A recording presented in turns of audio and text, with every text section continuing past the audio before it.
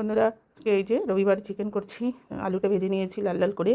ওই তেলেই দিয়ে দেবো গোটা গরম মশলা ফোড়ন, তার মধ্যে পেঁয়াজটা বেশ আদা ভাজা ভাজা হবে। তার মধ্যে ওই পেঁয়াজের মতোই মানে কাটা আর কি, ওরকমভাবে কুচিয়ে ক্যাপসিকামটা কেটে একটু নাড়িয়ে, ক্যাপসিকাম বেশি ভাজার দরকার হয় না, একটু নাড়িয়ে চাড়িয়ে তার মধ্যে দিয়ে দেবো এই যে কাশ্মীরি লঙ্কার গুঁড়ো কালার করার জন্যে, যেহেতু আমি তো কাঁচা লঙ্কাটা বেশি বাটা দিই। তার মধ্যে এর মধ্যে কাঁচা লঙ্কা, টমেটো, আদা, রসুন সব আছে, দিয়ে একসাথে পেস্ট করেছি। এই কাশ্মীরি লঙ্কার গুঁড়োটা দিলে একটু কালারটা ভালো হয়।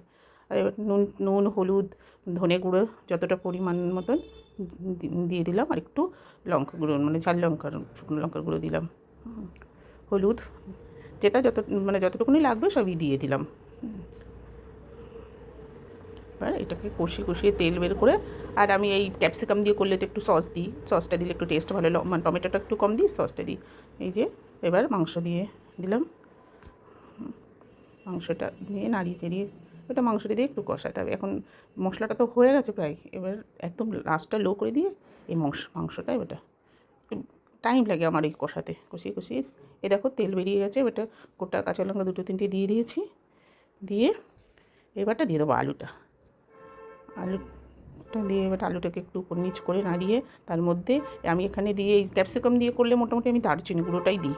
দারচিনি গুঁড়োটা দিয়ে আর একটু গরম জল করেছি ওপাশে, সেই গরম জলটা দিয়ে দিলাম। আজকে যেহেতু একটু ঝোল করবো বলে জলটা বেশি পরিমাণে দিলাম।